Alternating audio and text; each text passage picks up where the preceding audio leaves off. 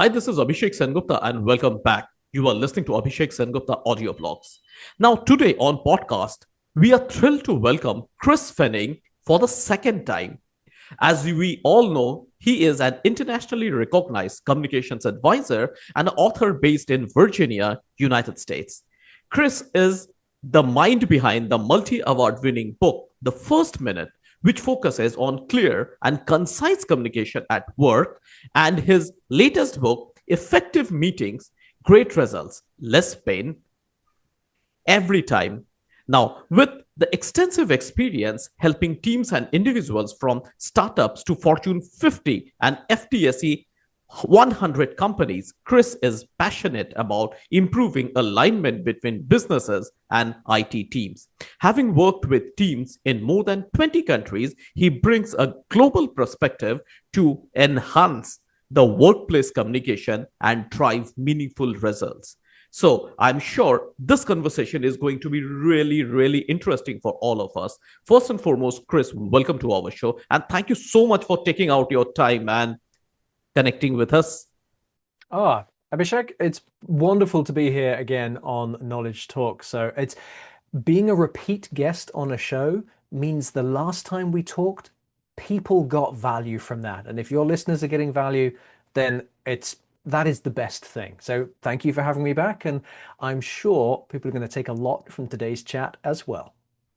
Absolutely, absolutely. We are sure our listeners and viewers will get some value, definitely not some value, a lot of value from your conversation, whatever you say, and that's it. So I'm going straight to the point right now. My point number one for discussion is why meetings go wrong.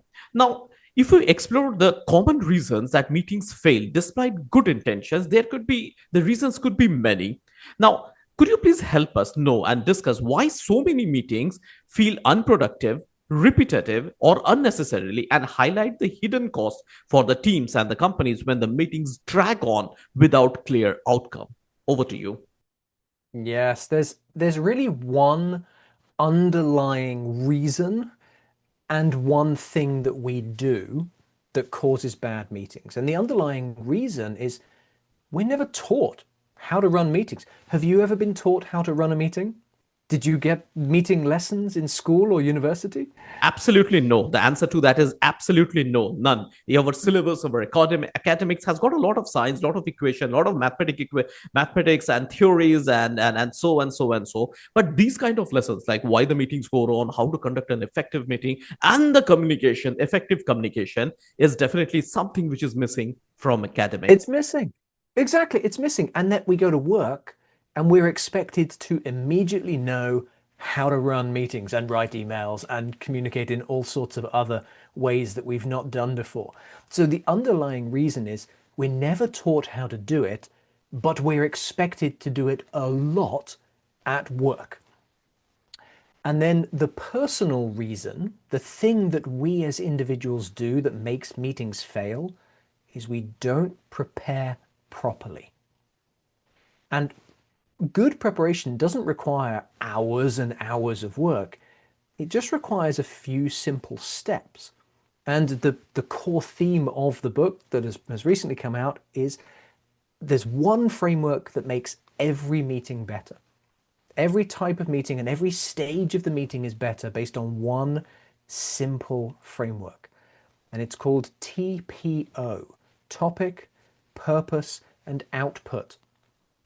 And if you want to plan a good meeting, so we're talking about like the major cause of meetings not working, it's because there is no clear topic, purpose, or output.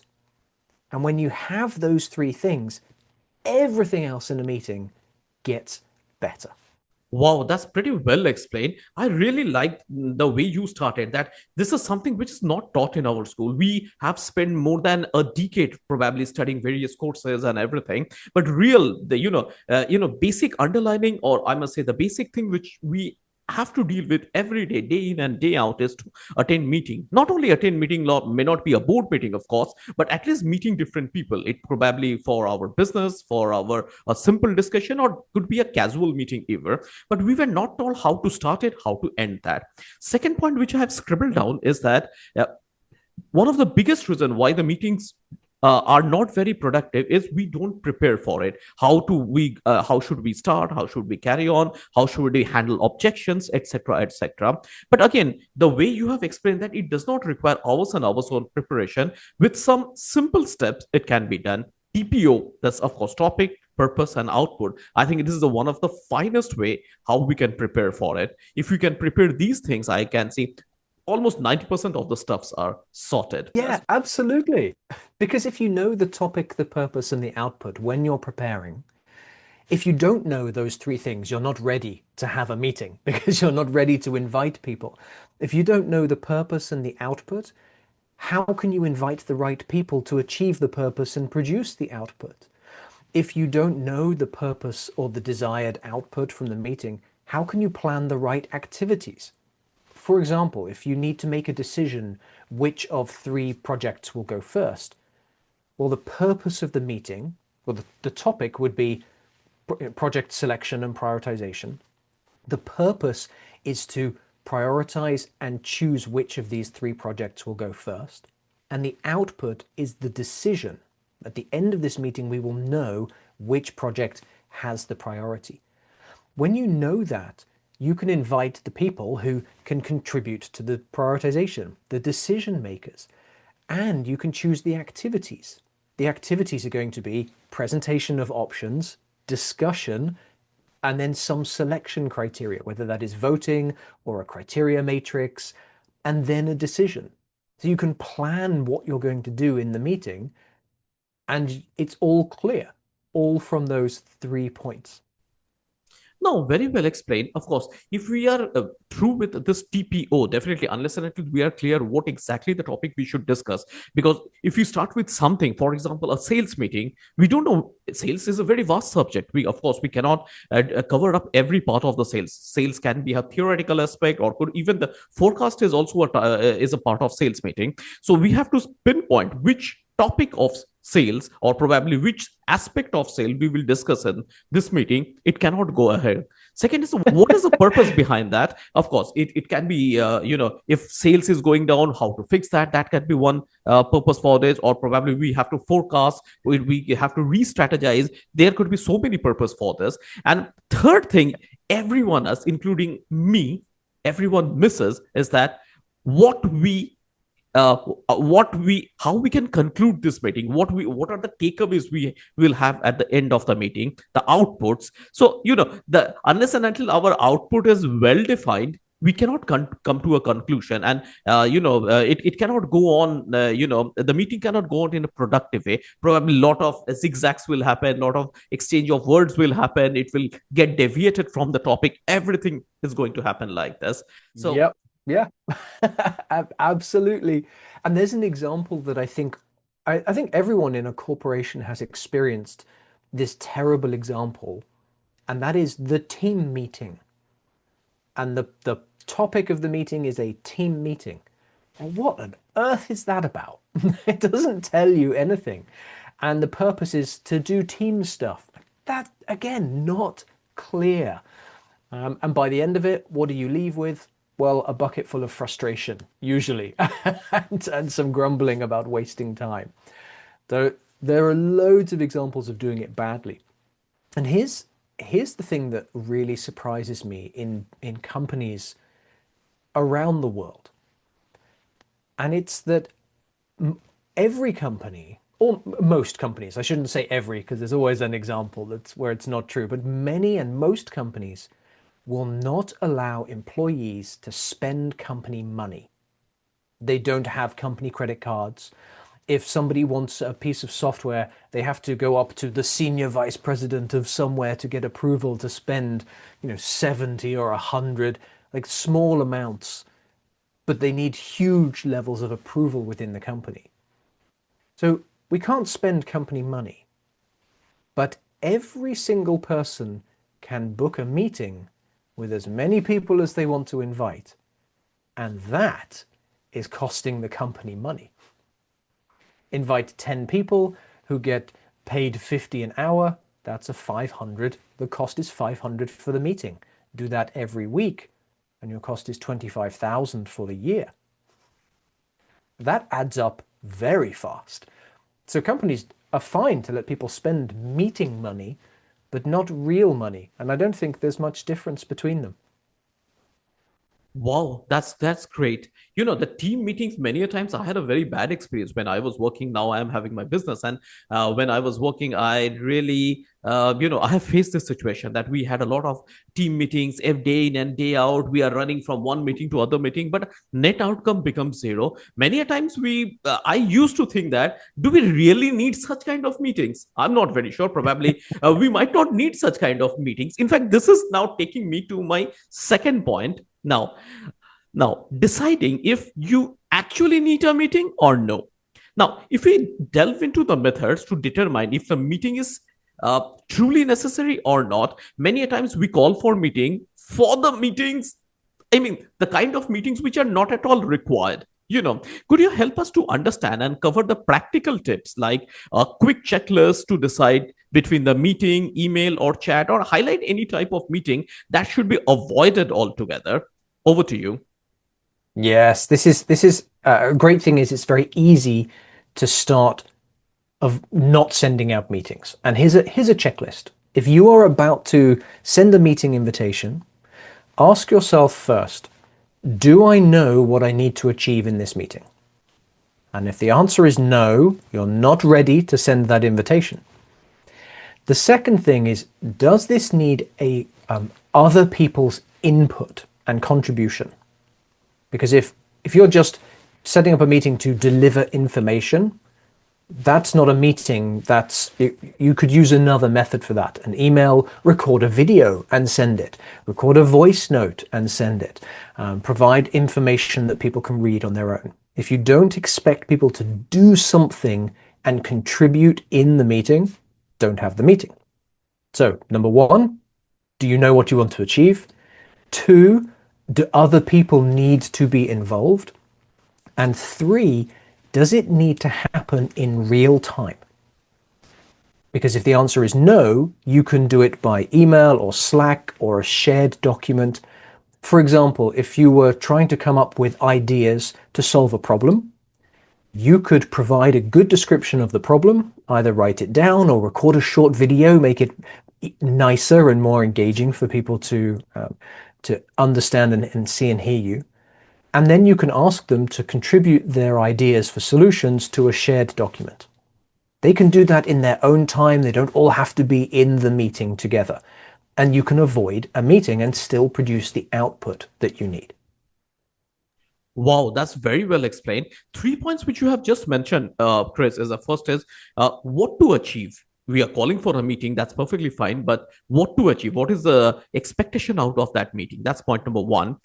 Number two is involvement. Does this include the involvement of other people? If yes, no, these are two vital aspects. Third is that does it a real time thing? It has to be a real time thing, or we can, as you have rightly mentioned, that we can send a Google form. Probably we get, this is the problem and why don't you write your opinion out of it? Now we have something called white paper. We call it as a white paper at many a times, and many a times government over here asks for opinion for others on different subjects. Okay, these are the things, go to this and give your opinion, yes, no, good, bad, whatever, and that's how it happens. Like, so Yeah. these are some very good things, because in India it's 1.5 billion people, the population is 1.5 billion. Getting the response from everyone is a very big task over here. So That would again, be a big meeting. I don't know whether that meeting is ever feasible or not. I'm not at one meeting with 1.5 billion people, but anyway, that's how it is. So like that can also be done. Like, now many a times we have requested for feedback on Google form, and now there are many options like Mailchimp and all. They have got different options. We have an option called Survey Monkey, which gives some amazing stuff. You can give some very dynamic things. One such kind of one such kind of process I do regularly, that is with Uber. I often use Uber in and out many a time. So Uber keeps on sending, okay, experience, what is the experience, why you are happy, why you are not happy, and everything. And there is some automated mails which keep on flowing like this. I think likes, it's good for Uber many a time, because they ask a very closed question, but there are options of asking the open questions also. Okay, this is the problem, what is your opinion on this? This is the problem. Instead of saying yes, no, true, false, mark it between 1 to 5, and the grade rate of 1 to 5. These are the different options, but obviously you can also put on subjective things. And it's very time efficient. So quite often meetings are to gather ideas and input and feedback. Imagine if Uber got 10 people together in a room and asked that question. Well, you have to take turns to speak, and you're waiting for your turn to speak. And are you getting any value from what the others are saying? No, Uber is, because they are gathering the information, but the other 9 people around you aren't really getting anything from what you're saying unless you're particularly entertaining or amusing. So in meetings where we have idea generation, information gathering, this comes, like, the issue is one person speaks at a time, and that's how we default our activities in meetings. Brainstorming, which is a terrible way to come up with ideas, because the first idea becomes the bias and the anchor for everyone else's ideas. The loudest person speaks the most, the fastest person speaks first. Those information gathering and idea generation meetings are usually terrible. The way they can be improved is by picking a better activity, a brainwriting activity followed by a discussion, dot voting followed by discussion. So there are other ways to get people to contribute simultaneously to the idea or the information. And as we talked about, you can use other non-meeting methods. And then you have the meeting of the people to discuss the results and decide something or prioritize something.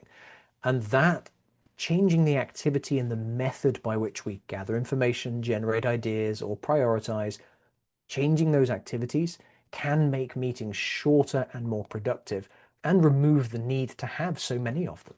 Wow, that's very well explained. We have to really determine what kind of meeting is actually required.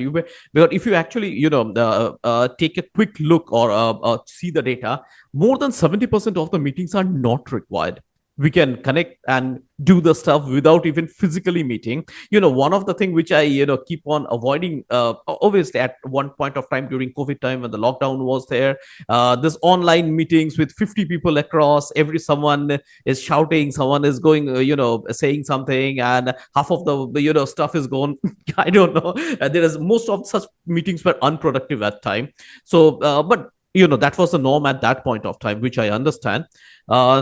Again, I always feel that such kind of meetings may not be required. It's okay if you want to convey something, write an email, or you can just, if you want our opinion, please send us a Google form. We will take our time. I can give you better ideas rather than fighting for the time for Yeah. 1 minute. Other person will raise the hand. Okay, this. So anyway, this is one aspect, whether to have meeting or not have meeting. Now, once we decide let's have meeting, so in order to make the meeting effective, the one which you have really one method which you have really said some time back is TPO method. Now we will delve a little deeper into this. Now you have introduced this TPO method as a game changing framework for starting any meeting effectively. Now could you explain us, or could you let us know, enlighten us, how clearly stating topic, purpose and desired outcome upfront sets the expectation, improves focus with real examples, and could you illustrate the impact of it?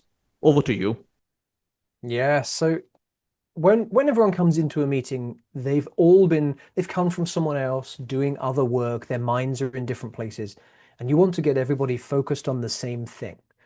And you need to do it quickly because the human mind gets distracted very easily.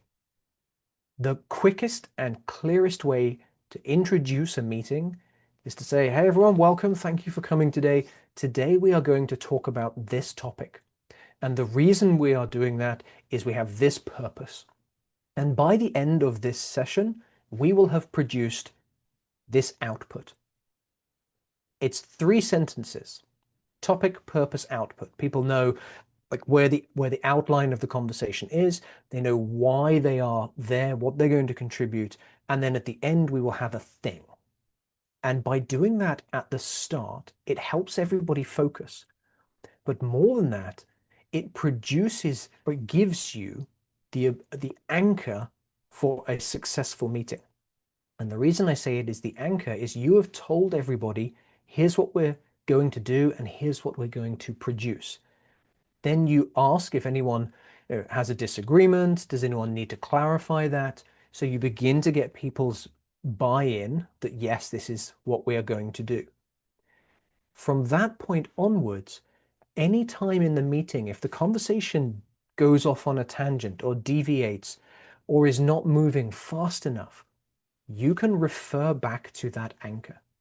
So if you're in a meeting and the purpose is to review a list of 5 options and pick the one that your team is going to use. Well, if after half an hour of a 1-hour meeting, you've only reviewed one option, you've not made great progress. You're not going to review the remaining 4 in the last half an hour.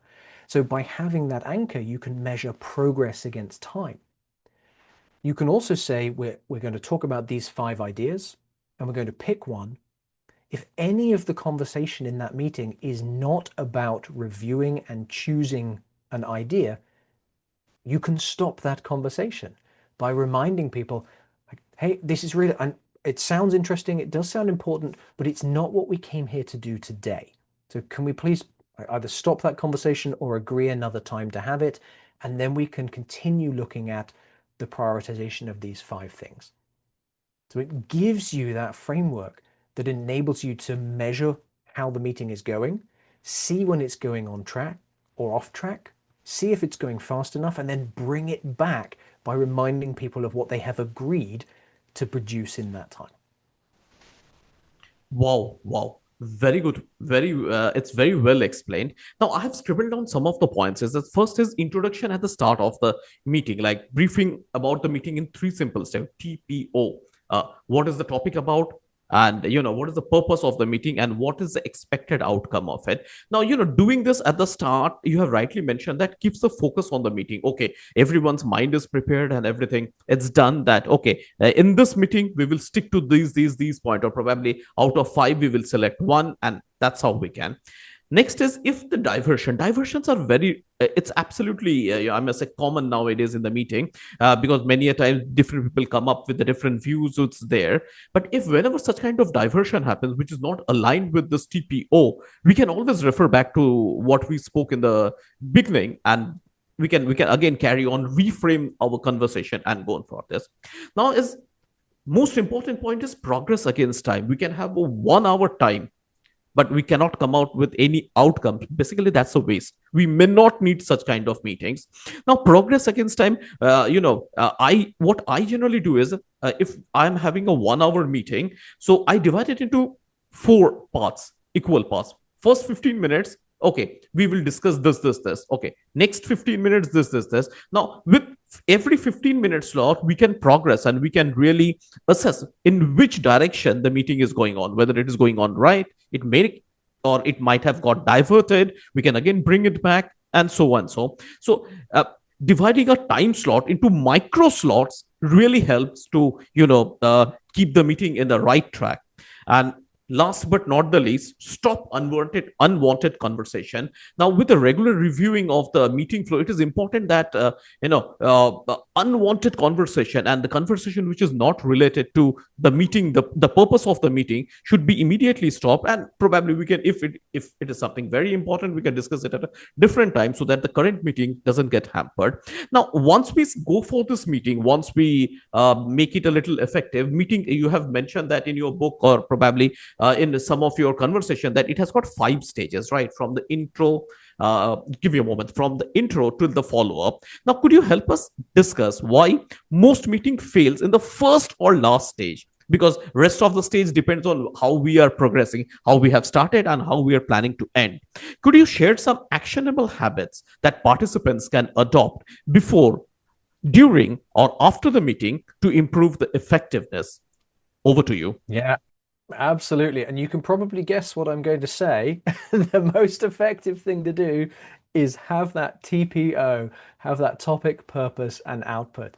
And I would say it's not the beginning and the end where the most common failures occur, although that's what it feels like. So I can completely understand the basis of the question. It's the beginning, so it's before and during.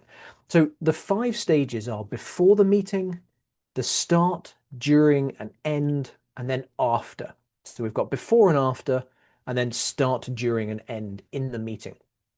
And before is the biggest reason for failure because not planned properly, no clear topic purpose output.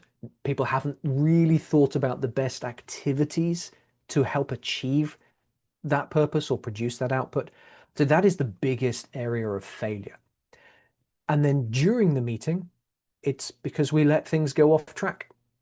And this isn't just down to meeting leaders, but it's a common misconception that meetings fail because they're not led well. And that is one reason. But the meeting leader is not the only person responsible for a successful meeting. Every person in the meeting is responsible for keeping it on track, is responsible for contributing to that output. Anybody in a meeting can point out, ask a question and say, hey, it feels like we're not making progress fast enough. I just noticed the time. Do we need to change something to speed up? You can always ask a question to try and keep us on track, keep us on progress, keep us on topic. And so before in the planning stage and then during in the meeting, those are the reasons that they fail. And often in a meeting, people will be nervous about speaking up. And the way to overcome those nerves, whether you're nervous because it's your boss and you don't feel it's your place, or you're just not comfortable speaking in a group, is instead of saying things are bad, ask a question, be curious, find out if perhaps you've misunderstood something. And so ask the question, say, hi, it might be me, but I can't quite see how this topic relates to the outcome that we're here to produce. Can somebody help me understand that? So you can seek to be educated. And if it is related, you'll learn something. If it's not related, other people will usually say, oh, yeah, no, that's a good point. We should probably get back on topic. Wow, that's great. Now, the 5 stages of meeting, which you have just mentioned, is before, at the start, during, and after. And the Yes. initial stage is the most vital, as well as after the stage is also equally important. Now, I 100% agree with you is that every person whosoever is attending the meeting is responsible for the effectiveness of that meeting. Even I could be the junior most participant, or I could be the junior most attendee in the meeting, but I can always raise my hand and say, okay, boss, I think something going wrong, or we are not making enough progress, probably we have diverted from the topic. It could be anything. But what I personally feel that whenever we are doing meeting, everyone's role has to be absolutely clear. It's not that the junior most person or the person who is the youngest person in the meeting is absolutely scared speaking. That, of course, that's something which you have just mentioned, that people, that they have to come out of their nerves. Obviously, that nervousness they have to fight. So at the same time, their role, their authority, everything has to be well defined. I have generally seen that many a time the senior people take the lead, or the leader of the meeting, or probably the person who is heading the meeting takes the lead, and the junior people are mostly the listeners, or the youngsters are mostly the listeners. They either scribble down something. They are not mostly allowed to speak in front of their seniors. I have personally seen that many a times across I've the globe. experienced that. I've had that as well through my career. Yep. No, absolutely. And but I think this is also hampering the productiveness of this meeting. If the youngsters, their roles are not defined, they are made to sit like this, made to listen like this. I think that also reduces the effectiveness of this meeting. This is my personal opinion on that. Let the junior people I agree. also. Yes, let the junior person also raise the hand and say, sir, I think there is something wrong with this. We are not going in the right track. It's absolutely fine. And that's how they grow. And that's how we also keep a check on ourselves. So I think this is my opinion, my personal opinion on this. Now, this is one aspect of it. Now, second aspect is we have to keep the meeting on track. Now, this is bringing us to my next topic. Now, keeping the meeting on track is everyone's responsibility. It's not only the person who is heading or who is chairing the meeting is responsible for that. Now, could you address the strategies to maintain the focus during the meeting? Could you also cover the early warning signs that a discussion is that comes up when the discussion goes off track, and the techniques for refocusing without causing embarrassment. This is important, without causing embarrassment, right? And the tips for Yes. handling some strong personalities or some dominant participants. Over to you. Yeah. Yeah. So the first part of that we've already covered, which makes this nice and easy. The way to keep things on track are notice when it's going off track. So have that clear path defined and say, is this a tangent? Does it directly relate to the purpose? Is it helping us produce the output? Tracking progress against time. These are all things that show they're going off track, and they're the early warning signs. And for what to do about it, it's asking that question. If you're a participant, are we moving fast enough? That's a great question. You might be told yes, or you might be the one to save the meeting and realize it needs to speed up. Some other strategies for dealing with dominant people. So if you are a meeting leader and there is someone in a meeting who is just talking so much, they're holding the microphone, they are dominating the discussion. What you can do is you can politely interrupt and interject and say, I'm hearing a lot of great things from you. So you can acknowledge, and then you validate whether what they're saying is relevant and is it helping us progress. So I might say, Sanjeet, hearing a lot of good examples about this problem. The purpose of today is to look at solutions. You've given us some great information. What I'd like to do now is move the conversation on to solutions. And I'd really want to hear from Sajay instead for what he might think is a great solution to this. So you can interject, acknowledge, validate, comment on whether that long discussion is relevant, is it moving us forwards? And then you as the leader can move the meeting forwards to get it back onto the purpose. And let's say that person was repeatedly holding the microphone, repeatedly being the first person to speak. You could say, it's great. You have a lot to contribute to this. What I'd really like to do is hear from Sarah this morning. So Sarah, it looked like you had something to say. So as the facilitator, you can be the traffic cop for who gets to proceed and who doesn't.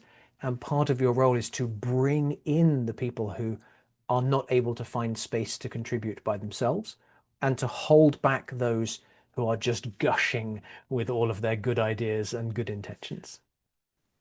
Wow, that's pretty simple, but I feel it's very, very effective method. First and foremost, we have to notice what's going off track. Now, this can only happen, or one can only define the off track thing once we have the purpose absolutely well defined. A clear cut, crystal clear purpose is well defined. So this is point number one. Now, dominating thing, it's always there in some meeting or other. Someone or other comes as a dominating factor or a dominating personality. Now, politely interrupting is it's an art, I must say. Many a times we have to do it in such a way that if the person is senior, or person is a senior member of the family, or a senior member of the company or the meeting, whatever you take it as, should not get offended. This is an art. How to interrupt, how to say no, these are all art, but we keep on learning over as we grow. Now, many times which I have taken, some even many times we have seen that even the meeting is going a little off fair or a little off track, but some great points come up. So what I generally do, probably this is something from my side personally, a quick suggestion from my end, that I note it down and say, let's take up offline. After this meeting ends, probably some other time, we will take this up. This is a wonderful thing. This is a wonderful suggestion which you have given, but let's take it offline, because if we take this suggestion now, the purpose of the meeting or it meeting may go a little off track. So this is something we have seen many some of the great ideas come all of a sudden. It's like a flash of light. It comes and it goes. If we cannot grab that, it's lost. So whenever we Yes, yeah. Absolutely, absolutely. So if you are getting some great idea during the meeting, even if it is going off track, note it down and take it offline. So this is there. Third point is being a traffic cop. Now this is a this is the administrative role. I generally prefer the junior most person to do that, but many might differ, many might disagree with me. Now, let the junior people also feel that, okay, they are also given an importance when the seniors are people, if seniors going off track, let the junior most person be the traffic cop. Okay, no, you are going in a different road. You are crossing the red line, or probably this is the time where you should stop. You are not getting a Yeah, green light that for is you a at all. bold, that's a bold strategy and can be very, that can be a high stress situation for a junior person. So being diplomatic and being able to, again, rely on that framework. And instead of saying you're going in the wrong direction, ask the question. Um, it, it, I'm, I'm, let's say I was the junior person and there was a very senior person in the room, but it was acknowledged my role is to keep us on track. I wouldn't say, this is not relevant. That would be bad because it might be, and I might not understand it. It's also a little bit rude. Instead, I might say, excuse me, sir, I'm I just want to double check we are staying on track to produce what we need to in the meeting. That's the role that I've been given for today. Can I just clarify how your topic relates to this purpose and is moving us forward? Thank you. And then they have an opportunity to tell you. And if they say, oh no, this isn't directly relevant, we can say the next response would be, okay, should we have schedule a separate conversation for that so that it can be addressed and then we can get back to the purpose for today? Or do we need to change the purpose for this meeting to be on that new topic? And that decision point means you might be able to let half of the people leave. If you change the purpose, which is okay, if you acknowledge we are changing the purpose to do this new thing for a good reason, then you get to say, okay, we don't need half of these people. Feel free to leave. We will schedule a follow up for the original purpose. So again, those are ways that we can do it without ever telling somebody you are wrong, you've gone past this line, and hopefully that would make it a little less scary for those junior members. Oh, absolutely. I have taken a wonderful, a point while you were speaking is that changing the purpose of the meeting. I have personally seen this happening many a time because, we started with one sort of a meeting and suddenly got shifted to a different sort of a meeting. And that Mm. transition has to be done in a very, very proper way so that you're okay, we started probably with a sales meeting and slowly got into a forecast meeting. So it's both a part of the two sides of the same coin, rather. Sales is Mhm. directly and indirectly related to the forecast. Obviously we have to refine our forecast based on the sales figure on so this transition I have seen, and these transitions are at times very effective if done properly. If it is done properly, it's very effective, number one. And number two, the people who are not required may leave the meeting and get back to their work, so it saves their time also. So I think this is a very powerful strategy, but it has to be done again in a very, very proper way so that people do not get offended and all. Now this is okay when it is on a real meeting, but nowadays with the technology and all, because hybrid meetings are on, with the virtual meetings are on, like we are conversing with each other, like you are based out in the United States and I am in India, probably miles, thousands of miles apart. So that is also becoming a mild barrier. I must not say that's something bad which is happening. It is good, but many a times it is coming up with some challenges. Now could you let us know the unique challenges of remote and hybrid meetings, and could you also explore some common mistakes and ways to make the virtual meetings as engaging, productive, as just like the in-person meetings, and the technology that can really support a better collaboration? Over to you. So I'm going to give a couple of unusual pieces of advice that we don't get told very often. The first is actually, I'm just going to go down to one, and this is for virtual meetings. A lot of people don't like putting the camera on, and there is a reason for that. And it's because we don't like how we look or we don't like looking at ourselves. Except that's not true. Because if that was true, we would not have mirrors in our houses. Mirrors would not be in elevators and lifts. Like mirrors are everywhere. Most humans like the look of themselves. What they don't like is the look of themselves on camera. And the reason for that is we sit too close to the camera. I'm going to demonstrate for you. So anyone listening, this won't make a lot of sense. But Abhishek, I'm going to come right up close to the camera. This is how a lot of people sit. Very close. My head is taking up most of the space. If we were in person, I'd be sitting on your lap at that point. It's way too close. and it also distorts the features on our face. That's why we don't like looking at ourselves on camera. So here's the advice. Sit further back. Not all the way on the other side of the room, but sit a little bit further away from the camera. You'll be more comfortable putting it on, and it will be more comfortable for other people to see you. That will improve engagement. It means you can see the body language that people are using for their hands and so on. That will make a big difference to how you show up and how you feel and how other people feel in these meetings, which will lead to better engagement and better outcomes. Wow, wow. Technology has its own challenge. I 100% agree with this. Many people, I've even seen when I conduct the meetings, many people are not very comfortable with switching on the camera. They say, okay, I'm switching off the camera. It's the background is not too good, and so, not very well prepared and all. But you are absolutely right, because people don't want to see themselves not very attractive when they switch on the camera. Obviously, there's there, of course, the mirrors and all these things are there, but I think you gave a wonderful advice that you should keep a proper distance from the camera, so that if you go too close, probably, of course, it is having a convex lens, this will distort our face line and Yeah, all. And yeah. yes, absolutely. This is what happens when we use our phone. When we use the back camera, it comes up in it gives a better photography at point of time. But if we use the front camera too close, many a time we see the faces getting a little distorted. uh, that's how it is. So again, if you take the hand a little away and we can just see it, or probably if you use some phone stand or something like that, selfie stick, or probably that gives a better view of it. So that is something again, the technology comes with a little challenge, we have to deal with it. It's Yeah. there. Now, quick thing on this. Now, what are the other challenges with this virtual meeting? Because virtual meetings come up with a lot of communication related issue. A lot of thought processes go up and down, and probably it is many a times it is said that it is not that effective. Do you agree with this? This is a little offline question, off track question, I must say. But do you think this is something which is a very serious matter, or is this something which we have to? It's a new normal nowadays. Oh, it is a serious matter. I was reading a survey recently by Flowtrace, which is a big online meeting provider company, and they in their survey they found that 29% of meeting participants were reading books during the online meetings.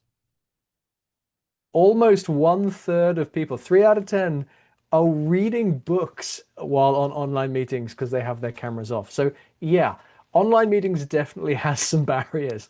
There's a ton of other fascinating info in their study as well. But yeah, there's definitely a challenge with online meetings, and the root cause of that is too many people invited without a clear purpose, not doing the right activities, and not able to contribute. Solve those problems, and then people will be actively involved. Wow, I think that's a wonderful answer. Wonderful answer, I must say. And thank God you have said they are reading the book. They are doing something good. They are watching reels. Could have been a different thing, because nowadays everyone Oh, is on that's their there phone. as well. They're scrolling social media. There's all sorts of other things. It's the one that stood out to me is that it's not that they're on their phones. They're literally just completely checked out. I'm just reading a book. Like that blew my mind. More people are reading the news, are on social media. Those are big problems as well. Wow, well explained. Now, Chris, this is bringing us to our last point of discussion. Now, culture, leadership, and future of meetings. Now, could you discuss, or could you enlighten us with the broader impact of meeting culture on organizations? Now, could you also help us understand or cover how the leaders can influence the meeting habits, benefits of committing to the meeting effectiveness, and the role of artificial intelligence and technology in enhancing but not replacing the human aspect of communication? Over to you.